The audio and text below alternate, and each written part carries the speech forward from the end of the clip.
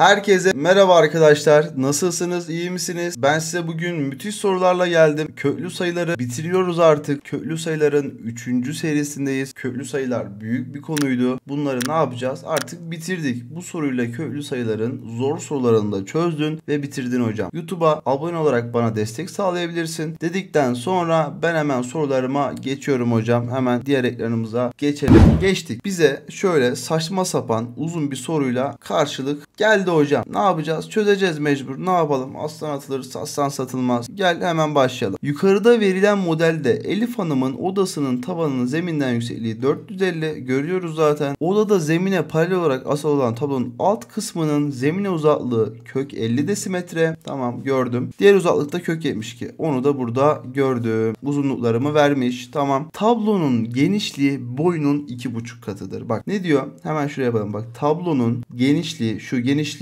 boyunun 2,5 katıymış, tamam mı? X'e 2,5x. Ama basitleştirmek için 2x'e 5x diyelim hocam. Tamam mı? Basit olsun ya.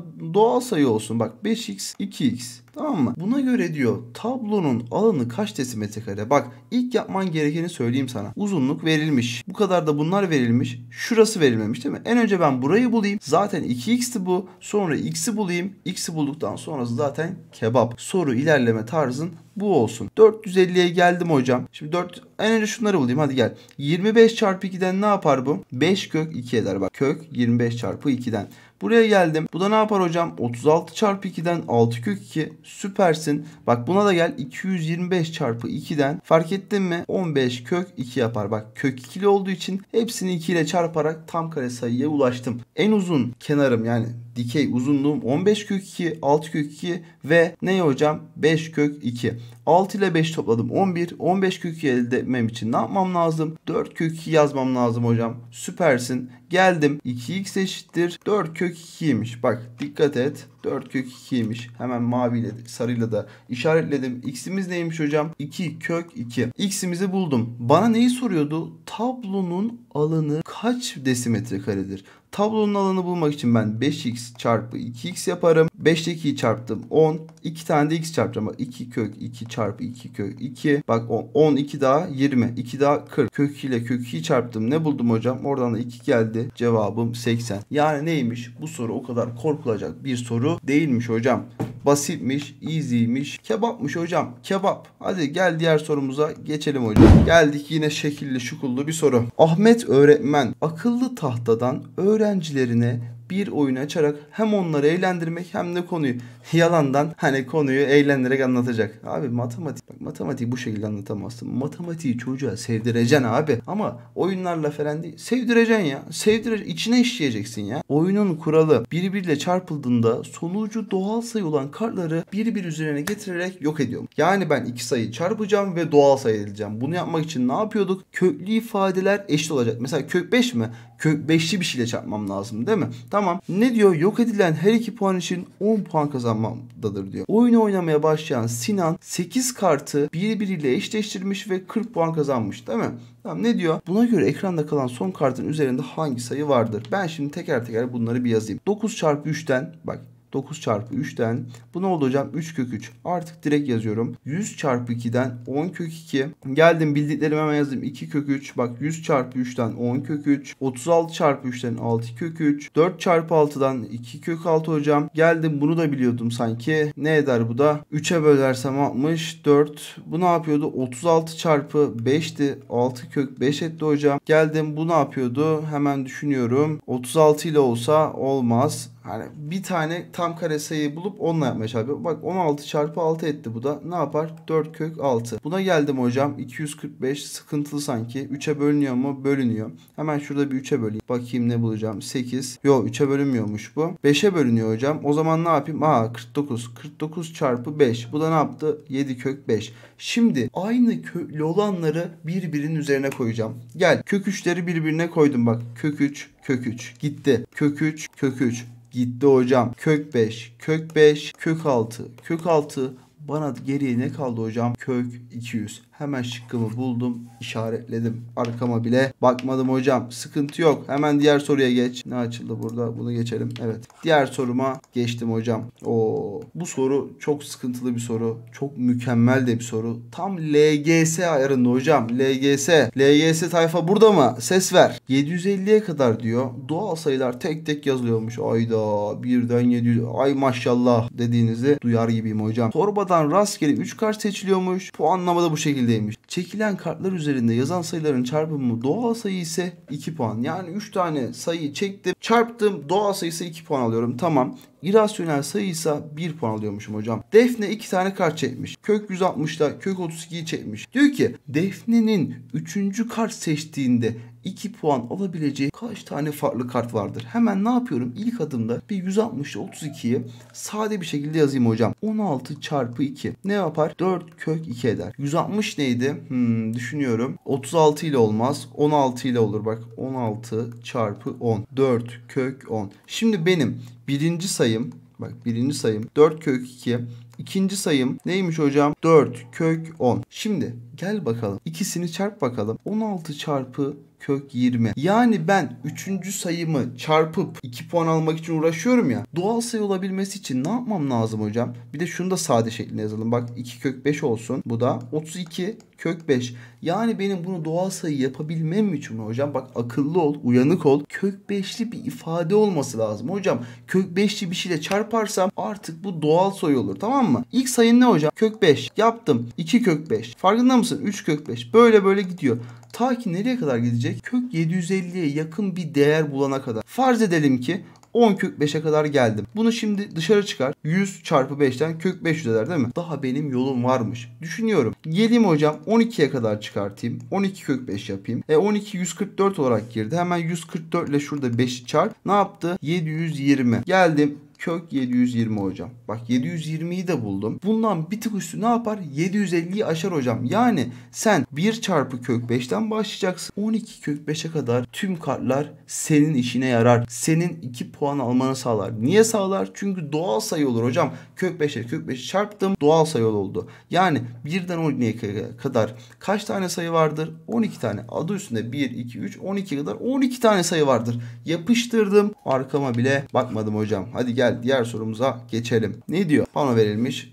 Fasa fiso okuma. Verilen her bir panodaki sayıların çarpımının doğal sayı olabilmesi için panolar üzerindeki sayıların yerleri, çarpımları doğal sayı olacak şekilde değiştirilecekmiş. Tamam mı? Hemen ben bir bulayım. 2 kök 5 yazıyorum. Artık pratik olun. Bunları öğrendiğinizi düşünüyorum. 4 kök 5. 25 çarpı 5'ten 5 kök 5. Kök 2 zaten burada duruyor. 9 çarpı 5'ten 3 kök 5. 25 çarpı 2'den 5 kök 2. 18 9 çarpı 2'den 3 kök 2. Şimdi ben 2 tane kart değiştireceğim. O panonun çarpımının yine doğal sayı olmasını bekleyeceğim hocam. Kök 80 ile kök 2 değiştirdim. Farz et ki bak bunları değiştirdim. Buraya kök 2'li bir ifade geldi. Buraya da 4 kök 5 geldi değil mi? O zaman bak kök 2 çarptım doğal sayı oldu. 5 kök 5 2 kök 5 çarptım doğal sayı oldu. Onları da çarparsam doğal sayı derim. Birinci panoyu hallettim. Geldim ikinci panoya. Bak kök 5'li bir ifade, kök 5'li bir ifade çarptım doğal sayı oldu. 3 kök 2, 5 kök 2. Çarptım doğal sayı oldu. Yani mantığımızı anladınız mı? Ben anladığınızı düşünüyorum. Bak bunları artık yazmayalım. Gel pardon bir geri gelelim. Şunu sildim. Şimdi baştan ilerleyelim. Bu oldu. Şimdi kök 8 ile kök 45'i değiştireyim hocam. Bak bununla bunu değiştirdim. Buraya artık şurayı siliyorum. Bak sizle de beraber sileyim. Geldim sildim. Kök 45'i de sildim. Farz ediyorum ki burada kök 8 var. Yani 2 kök 2 var. Yani burada kök 45'i buraya attım. Bu da neydi hocam? 3 kök 5. Şimdi kök 5'li bir ifadeyle kök 5'li. Kök 5 ile kök 5'li. Burası da doğal sayı oldu. Bu panoyu tamamladım. Geldim burası da hep kök 2'li. Bunları çarpar zaten kök 2. Kök dışına çıkar. Doğal sayı olur. Hocam bunu da sağladım. Mükemmelsin. Hemen buraları yine siliyorum. Bak bunları değiştirmiştim. Tamam mı? Geldim yine normal sayılarını bir yazalım buraya. Geldim 3'e. 125'te 50'yi değiştir diyor. Bunun yerine ne yazdım hocam? 50 yazdım. Bak 5 kök 2 buraya geldi. 50 yerine ne yazdım hocam? 5 kök 5. Bak farkında mısın? Kök 5'li ifade, kök 5'li ifade. Kök 2'li ifade, kök 2. Yani bu tablomda doğal sayı oldu. Kök 5 ile kök 5 yaptım. Doğal. Kök 2 ile kök 2 doğal. Geldim buraya. Kök 2'li ifade, kök 2'li. Kök 5'li, kök 5'li. Bu da oldu hocam. Bu da doğal sayı. O zaman diğer şeyimize geçelim. Bak bunları sildim. Baştan başlıyorum.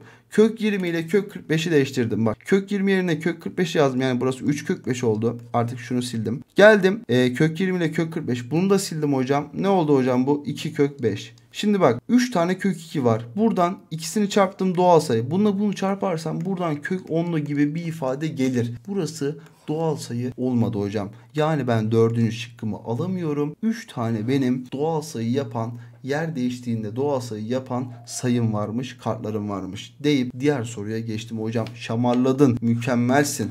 Hadi gel diğer soruya geçelim ve bu bizim son sorumuz. Bu soru ne hocam? Kareköklü ifadeleri bitirme sorusu. Tamam mı? Bunu yaptın mı hocam? Kafan rahat olsun. Kareköklüyü sen hallettin. Kolaydan itibaren zor serimize kadar hepsini izlediysen kareköklü ifadelerle derdin, tasan kalmadı hocam. Gel bu son soruyu da durdur. Sen yap. Ondan sonra hocam ben bunu yaptım artık diğer soruya geçebilirim. Tamam geçebilirsin. Gel bakalım beraber yapalım. Ne diyor? Yukarıda renkleri dışında özelliği aynı olan 6 tahta blok üst üste koymuştur. Yani birebir aynı 6 tane blok tahtam varmış. Ne diyor? Gri tahta blokun üzerine koyulan vidamı burada görüyorum. Bloklara dik olacak şekilde baş kısmı hariç, bak baş kısmı hariç tamamen vidalandığında vidanın uç kısmı nerede kalır diyor. Çok mükemmel bir soru. Ben bu soruyu gördüğüm an dedim ki bu soruyu mutlaka eklemeliyim. Bak gel bunu bir kere ne diye yazacaktık hocam biz? 4/100. Bir dakika ekranım taştı mı? Hemen bakıyorum hocam. Ekranım taşmamış. Geldim soruma. Bunu ne diye yazarım hocam? 2/10. Yani 0,2 diye yazdım hocam. Tamam baş kısmını buldum. Niye bunları buluyorum? Baş kısmını çünkü çıkartacaktım. Bana baş kısmı hariç demişti. Geldim buna da aynı şekilde yaptım. 256/100 yaptım. 256 ne diye çıkar hocam?